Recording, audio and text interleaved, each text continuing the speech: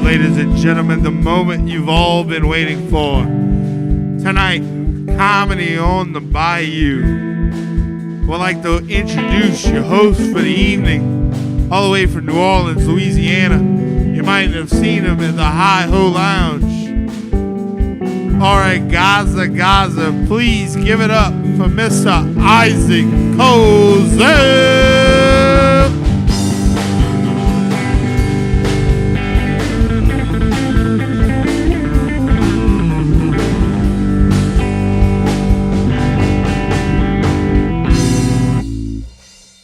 Damn, give it up for our house band tonight, the Slippery Nipples Band.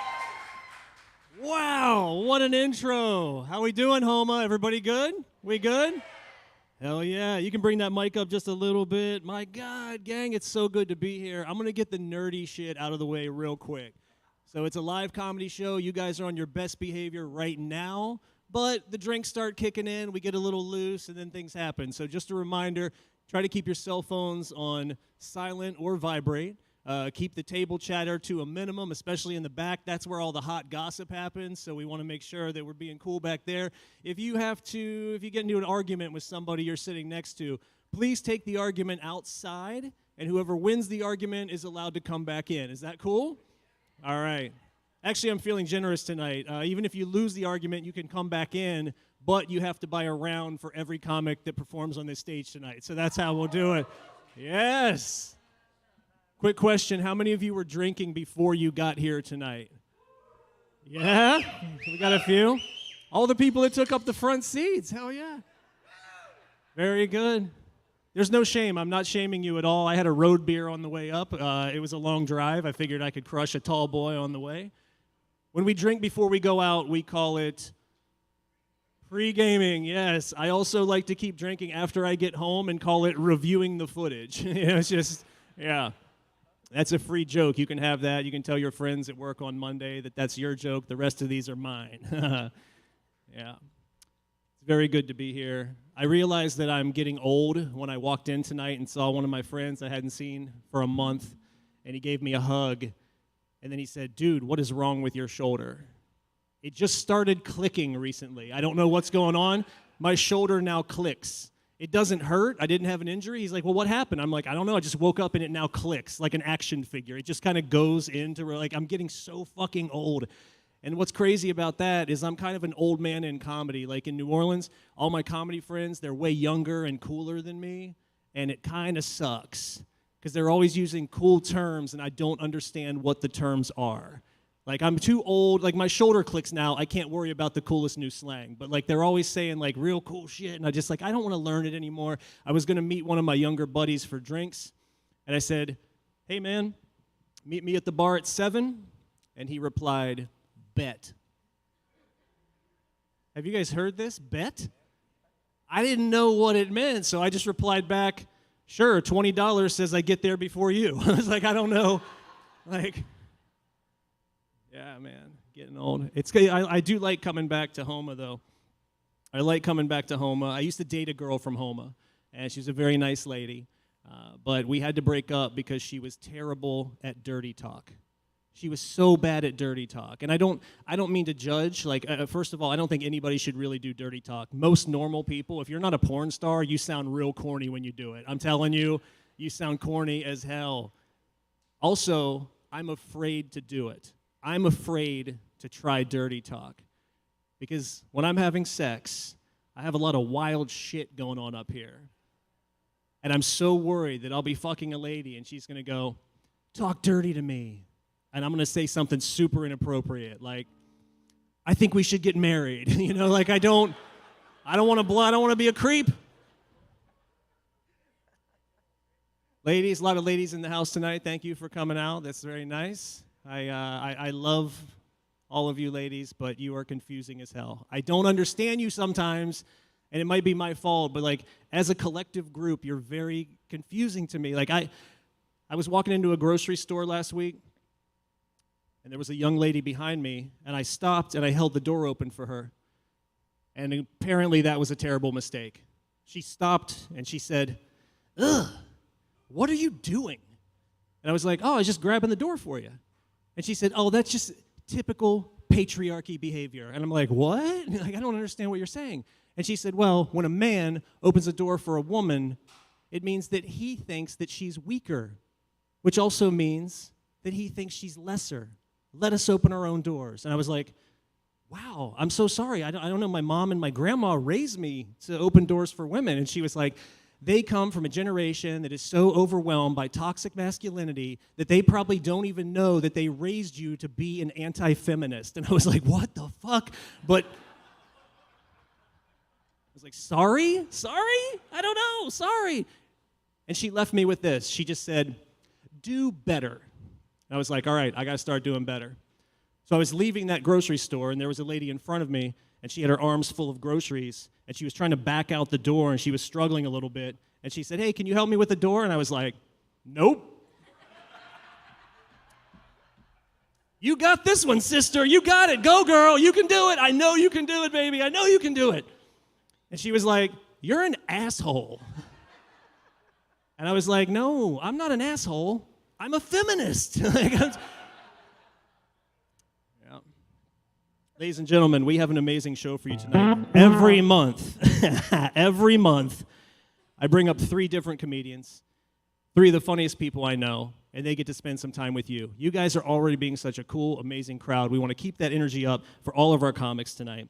First guy coming to the stage, he's one of the young guys in New Orleans comedy. I love this dude so much, and I hate to say he's about to leave New Orleans to pursue bigger dreams in New York City. So this might be the first and last time you ever get to see him. So get those hands going right now for Mr. Elliot Hamilton.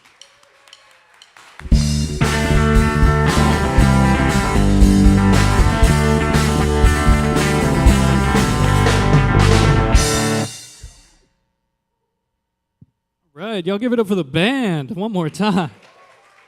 Man, y'all. Hell yeah. All right, don't hype me up too much, all right? We don't know if the New York thing is a good decision yet. We'll find that out soon. It's good to be here, man. Got this drink called a Couillon. I immediately spilled it all over myself, so I think I'm doing it right? You know what I'm saying? We had a nice drive down here. It was cool, you know. The only thing I don't really like about driving down 90 is like every 5 miles where a personal injury attorney reminds you you're about to be in a horrible accident that's going to ruin your life.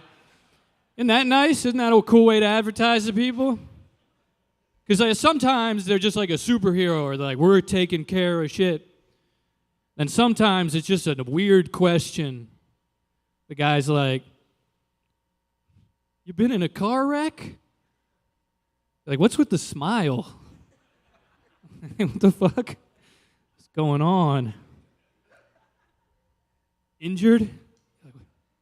You've been injured, you know. It's like, what are you going to do it? Is this the plan? What? Hit by a big truck, we'll get you a big check.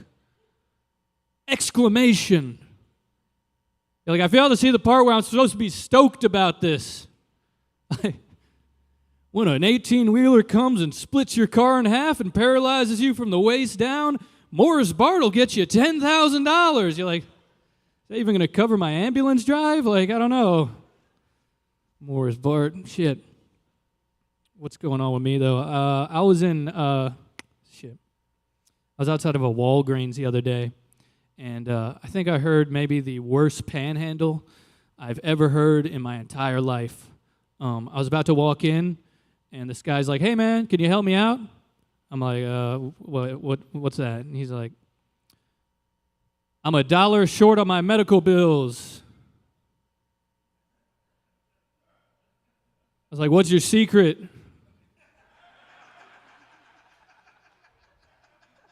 I, too, would like to be $1 short on my medical bills. You must be killing those payment plans. Give me some advice, because I'm about to head in this Walgreens to get some cornflakes that I need. Just lie differently. I don't give a shit. Like, I'll give you money. Say you're buying crack. I'll be like, is it the good shit? Is it good stuff? Don't flex on me with your good health care. That guy, he had it all figured out. That's what I learned, this man. He had it all figured out. Man, I don't have my shit figured out. My big problem is I thought like I'd go to college, and that's where I'd figure everything out.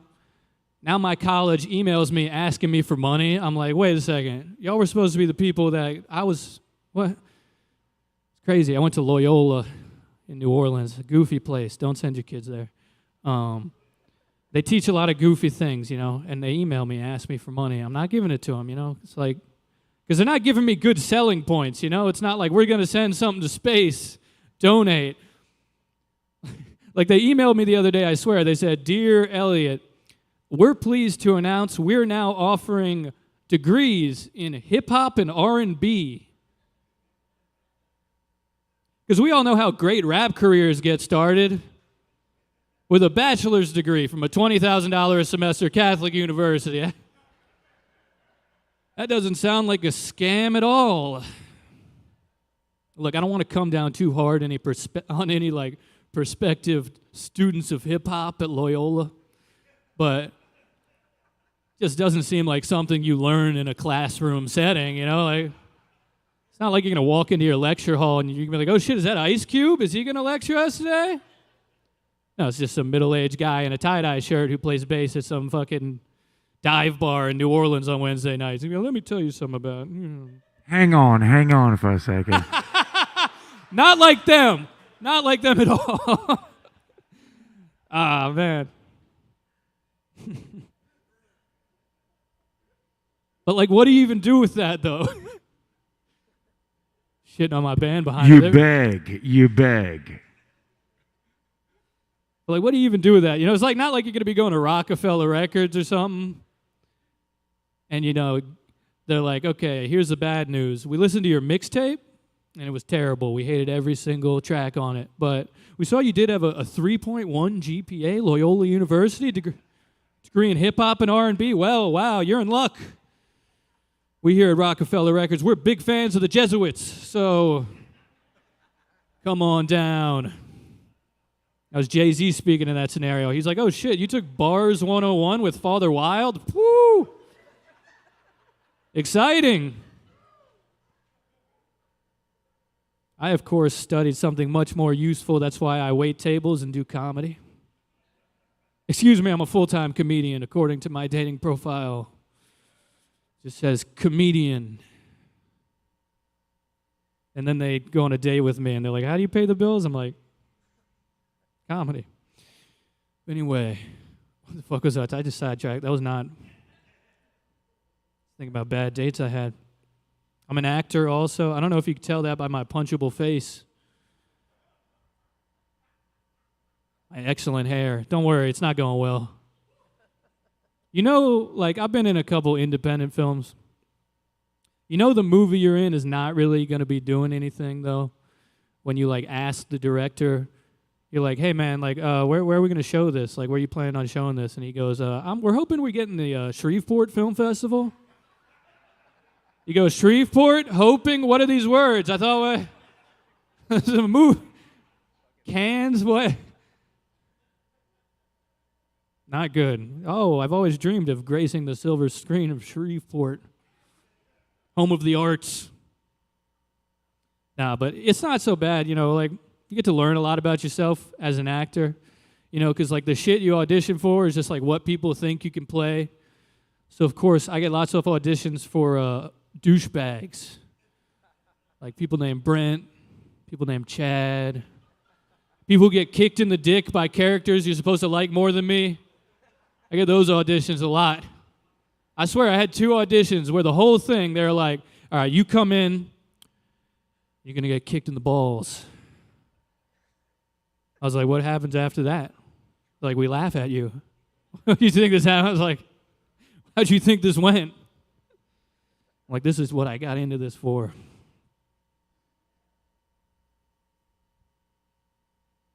See a few of you nodding back there and agreeing with my joke.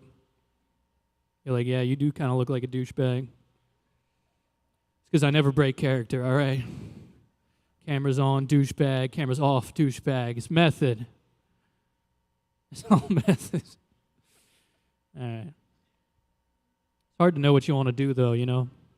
It's a lot simpler when I was a kid. I just wanted to play baseball. It was easy. Adults ruin that, of course. You know, because, you know, when you're a kid just playing in the yard, everything's fun. Then all of a sudden you just have someone's dad screaming in your face. Like, why was it so serious, you know? Like, all of a sudden you're 12 and someone's like, you're fucking embarrassing me. That was my Little League coach's big line.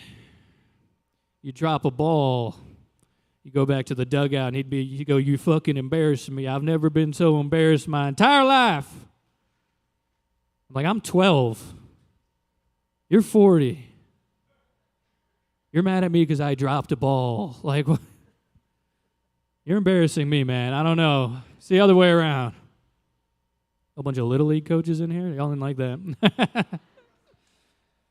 Now, I played 4 years of high school ball, too. We won 3 games. What up? What's up? 4-year Letterman. It's not so bad. You know, we got to travel all around North Louisiana.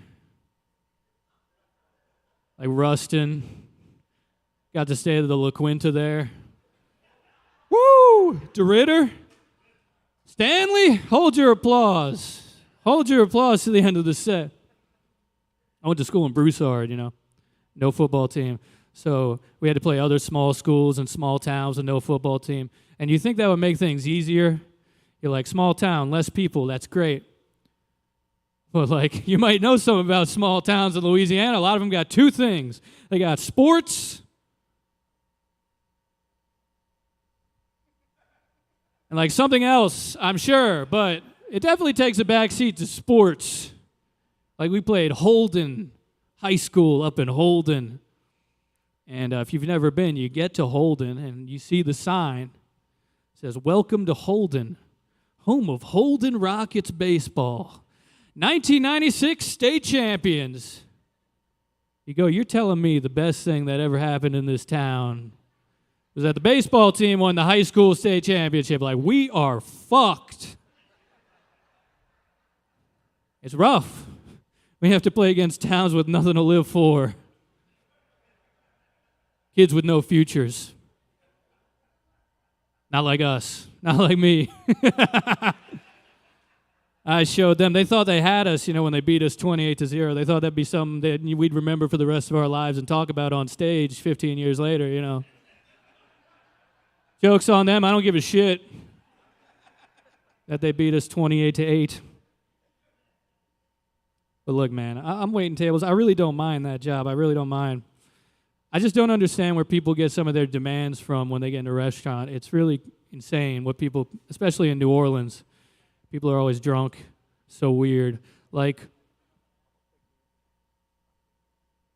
I guess people just come in, they think, well, I'm here, so I must be able to get anything on in the world, unconstrained by the supply chain or the menu that we have. Like, I had these two ladies come in for brunch, and they were dressed like brunch was the most important part of their day. You know that look, like the hat and the attitude that goes with the hat. And this lady's just like, I have a question. I'm like, what's that? She's like, well, okay, so me and my friend, we were in Mexico City, and we had the best drink we've ever had in our entire lives. It was called the Scooby Snack Shot. Can you get that for us? I was like, what part about that made sense to you? Was it the part where we recreate the magic of your trip to Mexico City? Or the part where we have any fucking idea how to make a drink named after the favorite snack of a cartoon dog? You pieces of shit. All right, I didn't say that, but I thought it long enough and silently enough that they were like, we'll just get 2 mimosas. I was like, yeah, 2 mimosas. That'll be fantastic. 2 mimosas. Man. It's not something, obviously, I want to be doing, like, for the rest of my life, but my problem is when I think of, start thinking about things I should be doing, I get, like, too ambitious too quickly. Like, I'll be working, like, a hard dinner shift, and I'll be like, fuck this place. I'm going back to school.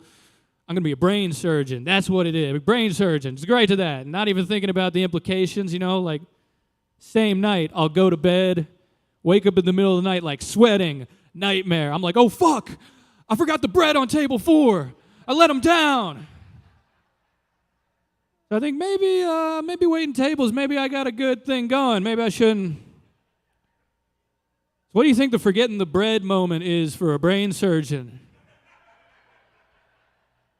You just wake up in the middle of the night, you're like, oh shit. Yeah, that guy's not going to be able to count anymore. That stitch I put, ooh. I'll send him a box of cookies. That'll blow it all over. We'll send him a nice thank you note or sorry note. Dear sir, hope you can read this. Hope I didn't fuck that up too. Sorry I fucked up your brain. Man, my dad's a doctor, so he's not proud of me. We can get that out of the way. I feel weird telling people my dad's a doctor. It makes me a little uncomfortable. He's like, whatever, I had a better childhood than you. Well, it's over, things even out. But what? My dad was a doctor. He's a pediatrician, so that means my childhood was weird. Because, you just, things about your growth and development, it just worked to him. He doesn't give a shit. He's, so he just would just fire from the hip with some weird facts that you just had to digest as a little kid, Like one time I was like 5, and I took a really big poop and my butt hurt. And that seemed like a problem at the time. I was like, oh, maybe, what if it's never fixed, So, like, whatever, got to go ask my dad about it, So I, like, run up to my dad. I'm like, Dad, I took a really big poop. Now my butt hurts. Like, what do I do? And most dads would just be like, fuck off. Like, get out of here. My dad was like, sit down. Let me tell you something. Glasses off.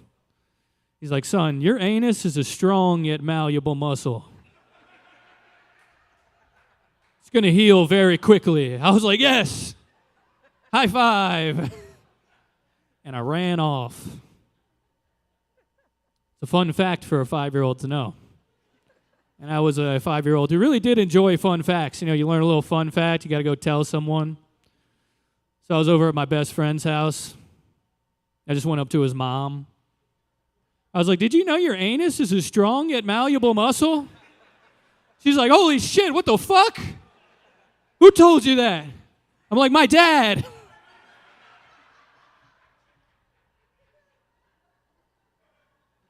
The weird thing about that is she seemed kind of relieved for a second. Like, I think she thought her husband, like, put me up to that to try and get her to do anal or something. Like, I don't know, because she was like, whoo, oh, yeah, okay. Oh, your dad told you that. Excellent. Well, that's true, yeah. Hey, good job. That is cool. Thanks for telling me. Fuck. But no, it doesn't really matter what my dad does or what any of us do, really, because we'll all be working in the Amazon warehouse in about 2 months, right? So that's cool. You think I'm lying, but like, have you noticed that Amazon doesn't put out regular commercials anymore, and they just kind of put out like North Korean style propaganda? What I mean by that is like they don't advertise their products anymore. Every commercial they put out is just them trying to convince you they're not like beating their workers in the warehouse or something. Like I saw an Amazon commercial the other day. I swear the whole commercial was just a guy staring into a camera. You know how hostages do? And he's like, hi, my name's Oscar. I work at the Amazon warehouse. Do you know when my mom died, they let me take off of work? There's like inspirational music playing in the background. You're like, wow, that's almost too good to be true.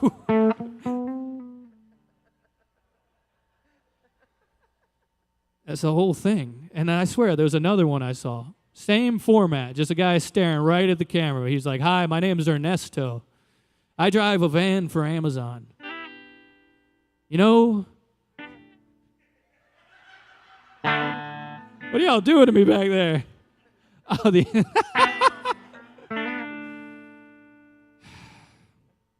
oh, keep going. I like it. Hi, my name's Ernesto. I drive a van for Amazon. Been driving a van for 5 years. You know, at the Amazon warehouse, no one is ever horribly mangled in any of the equipment. No one has ever been smashed by a forklift right in front of my eyes. No one ever has bled out in front of Jeff Bezos while he was on a visit. And everyone was too afraid to call 911. That never happened. And everyone was just like, oh shit, should we tell something? Everyone was like, shh. The manager was like, shh, that didn't happen. Jeff doesn't like when we don't stop work. Excuse me. Everything's great. All right, y'all get that. You go like, why is Ernesto so sweaty? Why is he chained to the steering wheel of the Amazon van? Like, does he get to go after this commercial? Man. I like that. That was fun. Y'all give it up for the band.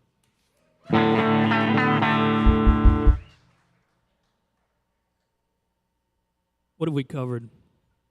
I think we covered that I have no future. Speaking of no futures, one of my friends just had a kid. I know that's like a mean thing to say. You ever have one of those friends where you just see that Facebook post from them, like, we're pregnant, and you just want to comment like, but you just like it? You're like, congratulations. This is one of the only times in life where we can all just, everyone knows it, but no one can say it. Like, we can see the future. You go like, oh, that baby's fucked. Because you don't realize, I guess, I'm in my mid-20s, all my friends are having kids now. You don't realize until your friends start having kids. Like, it's like, oh shit. Like, when you're a kid, your whole universe is your mom and dad. I'm like, oh shit, this kid's whole universe is my idiot friend Mike. Like, mom and dad's always right, and dad is Mike. It's weird, you know, and it gets to the point where, like, Mike's kid is, like, old enough to where I can talk to it. So I'm like, how am I not supposed to just give this kid an intervention about their dad? It's hard, you know. They just, like, he just walks out to me. He's like, hey. I'm like, hey, buddy, my name's Elliot. Yeah, man, me and your dad, we go way, way back. You know your dad once butt-chugged a Natty Light in Gulf Shores, Alabama? We saw Steve-O do it on Jackass. We thought it looked really funny.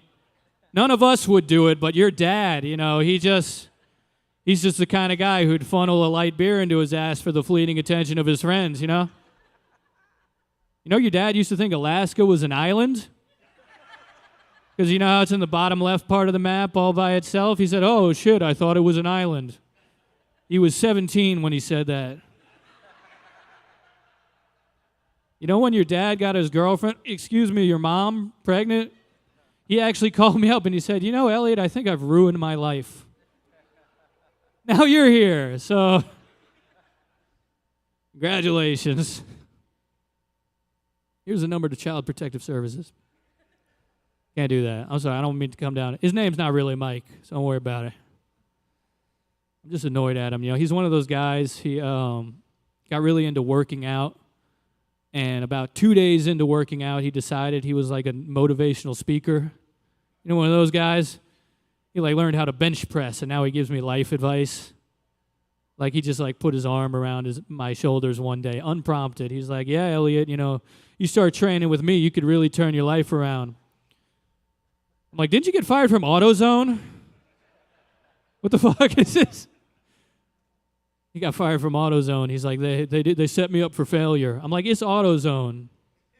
They give you a computer that tells you which parts to sell. Like, I'm not saying that's working at AutoZone is success, but they set you up to succeed at AutoZone, I don't know. I don't like it when people make excuses, you know, when they get fired, you know, because everyone gets fired from jobs. It's like, who gives a shit, you know? Like, I had a friend. Like, I think the number one way to tell someone got fired from a job and they're embarrassed to say is they'll say something like the company went a different direction. Like, I had a friend who worked for Barnes & Noble. And I was like, hey, how's Barnes & Noble going? He's like, oh, yeah, I'm not working there anymore, you know. I'm like, why not? He goes, they went in a different direction. I'm like, they stopped selling books? No? Oh, I see. The different strategic direction the team at Barnes & Noble decided to go is that they're just going to not have you there anymore. I think I get it now. All right, guys. Look, y'all have been so much fun, man. Thank you so much. Thank you so much.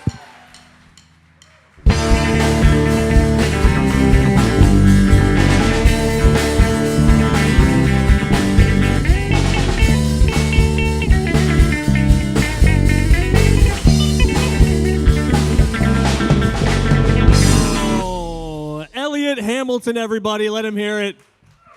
Man, what a great way to kick off the show.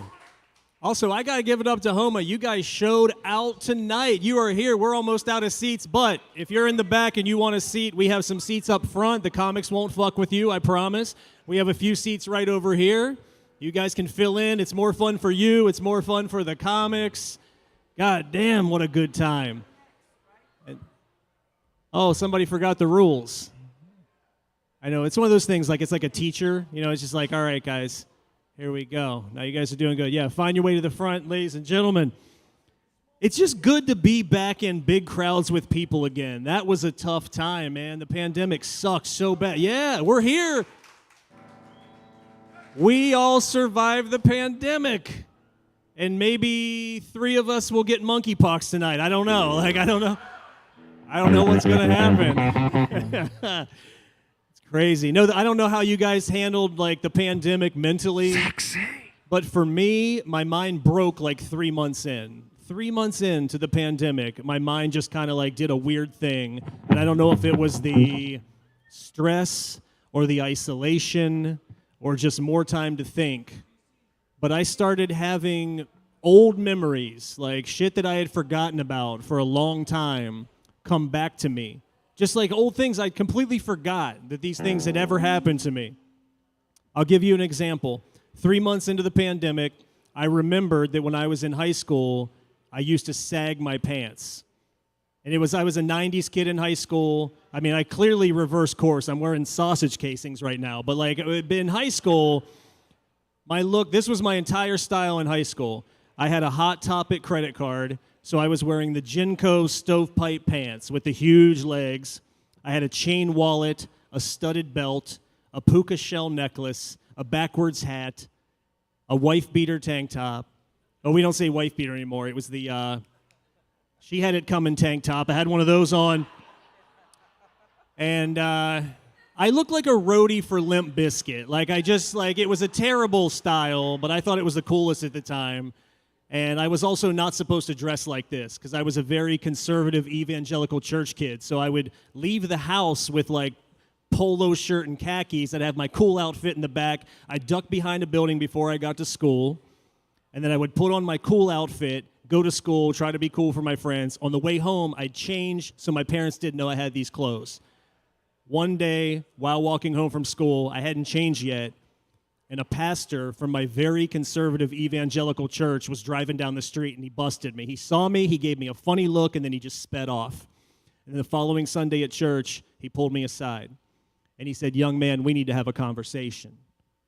The other day I saw something that absolutely terrified me." And I said, "Well, what was it?" And he was like, "You were walking down the street with your pants down below your butt. Do you know who started that trend?"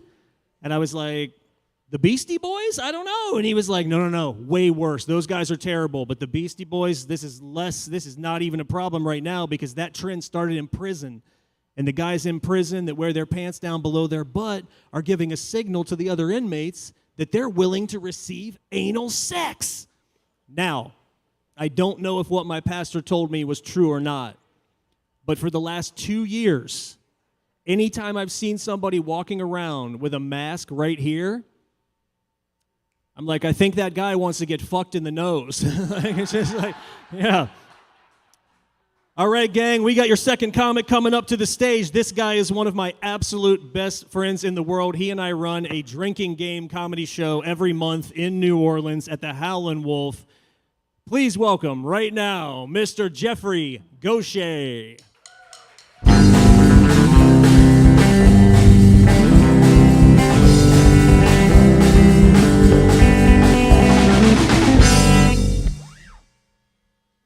Man, hey, that was great. That felt great. I felt like that was written for me specifically, and I appreciate that. That's good.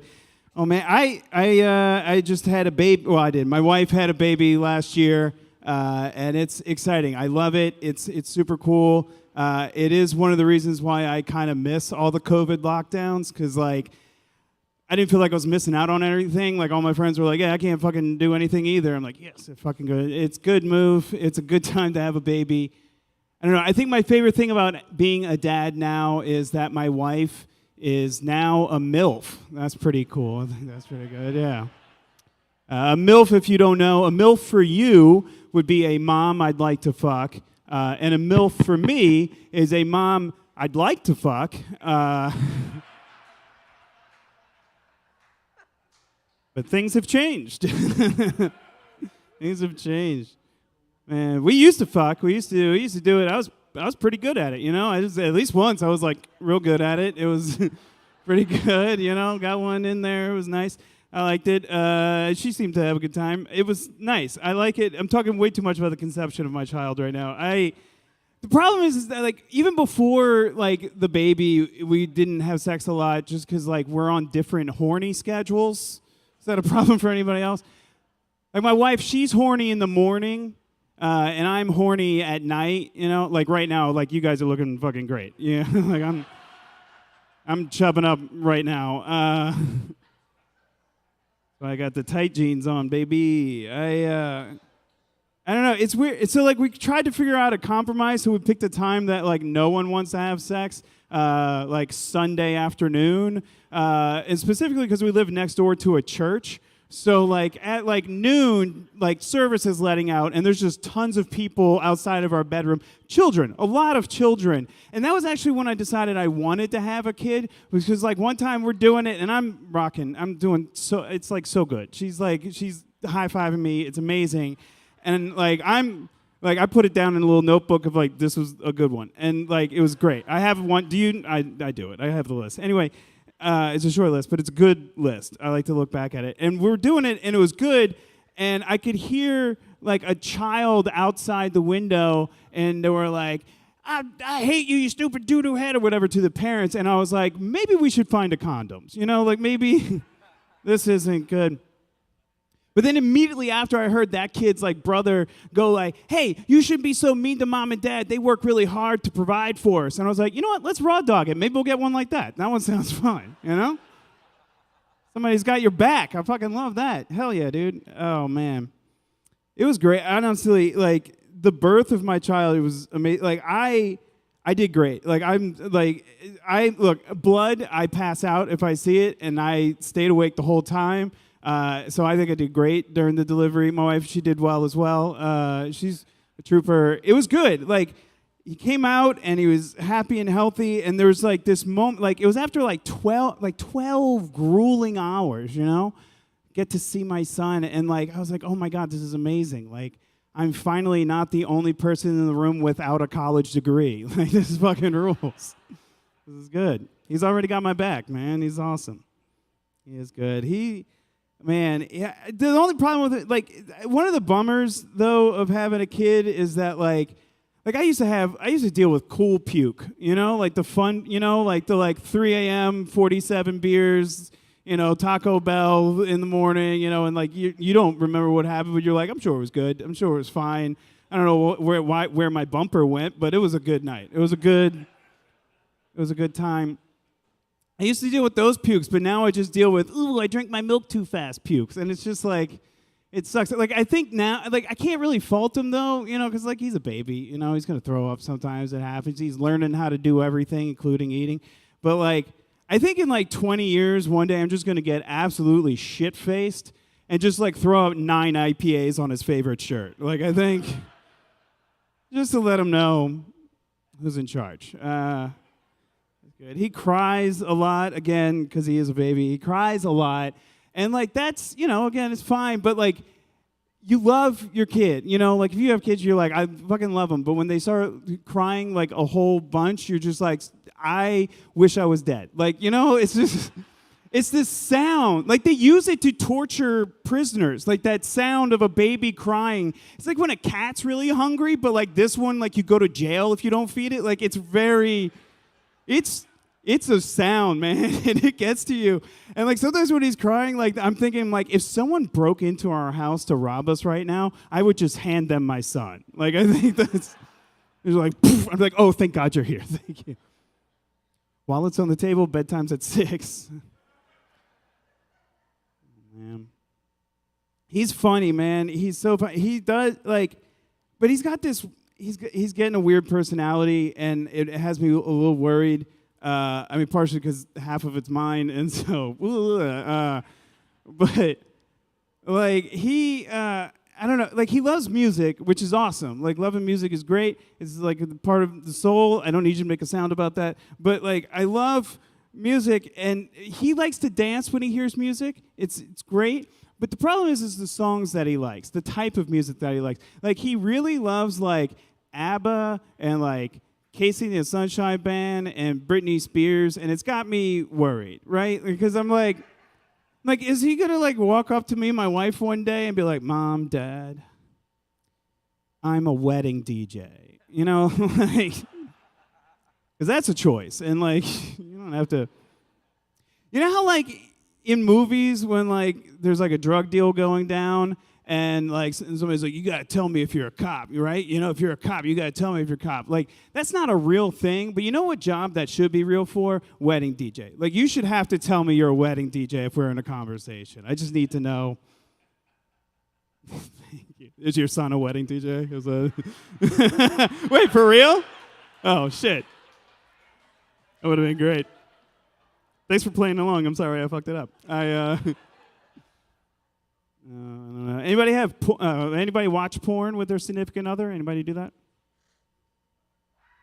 Okay, I was gonna say, am I the coolest person in the room? That's never fucking happened. Somebody call my alumni committee at high school and let them know. Finally fucking happened. I don't know. Okay, to be fair, my wife and I, the porn that we watch is Showtime porn. So it's not like real porn. They don't show anything. Like there's no penetration. Like anytime the guy's like having like he like puts his leg up, he just like Captain Morgans it to cover up that nothing's happening, Like every time the woman gives a blowjob, she puts her hand in front of her mouth like this, and it just looks like she's telling the guy's dick a secret the whole time. Which, like, you'd think would take me out of the whole scenario and I wouldn't be able to come, but no, now I just have a weird new kink where the only way I can come is if you tell me a secret. So, that's fun. The other night I was doing it with my wife, one of our monthly activities, and we're doing it, and it was pretty good. And she was like, maybe like, she's like, tell me what you want me to do. And I was like, tell me how you really feel about my mom. And then we both came twice. It was a really good lie. It was a great lie. She's good at it. I don't know. I am surprised that I'm a dad, and like not because like, oh, I can't believe this fucking loser's a dad, but like, I mean, kind of, but also like, I can't believe I'm a dad because I have bad cum. My cum is bad. I don't know. Like, you guys found out the same way I did, very abruptly. My cum, like, okay, the cum, it's the delivery method of the cum that's the problem. Like, it's not, like, when I was, like a teenager, it was, like, or in my 20s, that sounds a little bit better in the story. When it was, like, in my 20s, it was, like, Spider-Man shooting a web, you know, or, like, a baby elephant bathing itself. It was amazing. It was glorious. And now, like, almost 40, it's just, like, it's like I'm carrying a giant sack of marbles, and then I stumble, and 3 or 4 of the marbles fall out, you know? Yeah. It's good to know I'm not alone. Thank you. Thanks, fellas. Thanks for coming out. I'm glad you guys saw the message in the group on Facebook. I don't know, but it's like, who even wants who wants a big cum anyway? What are you going to do with that? You know, are you going to put it on, like, you're a restaurant, put it on the wall like it's the first dollar you ever made? You know, like, who cares? Like, a small cum, that's great. I'm saving money on Kleenex. You know, that's pretty good. I can wear my dirty socks the next day. You know, like, pretty cool. Yeah, it's like when you reach into the back of the fridge and you grab like that old like thing of mustard and you open up the cap and you got to flip the crust off the top and then you shake it upside down. It's just a little bit of water coming out and then you shake it a little bit more and then it's kind of what you want. Like, that's my cum. So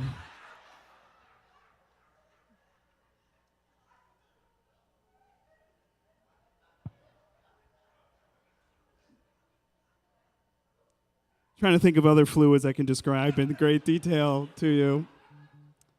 Oh, man. How fast do you guys think I am?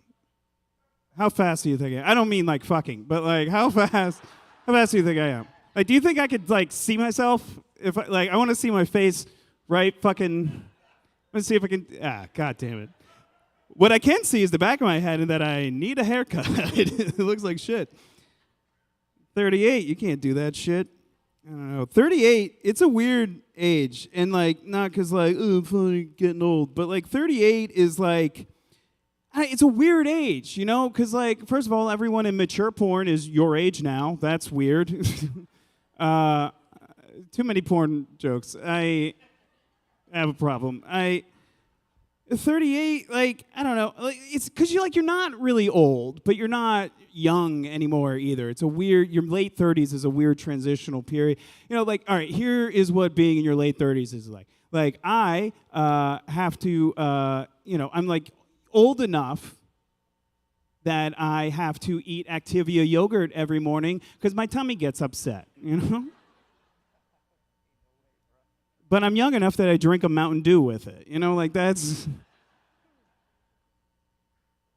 Oh, man. I don't know. I got some Imodium in my pocket ready to go just in case. I was like, I'm having booze. I'm going to do that. I don't know. I'm old enough that I built my own deck in my backyard. You know, it was pretty cool. Isaac helped me. It was good. But I'm young enough that my wife made fun of the quality of the deck on her podcast. So, like, that's your late 30s, which is cool. I don't know. I'm happy where I'm at in my life right now for the first time in a really long time, and it's awesome. Like, you know, like I have a kid and a good wife this time. Yeah, the first one was. She left me for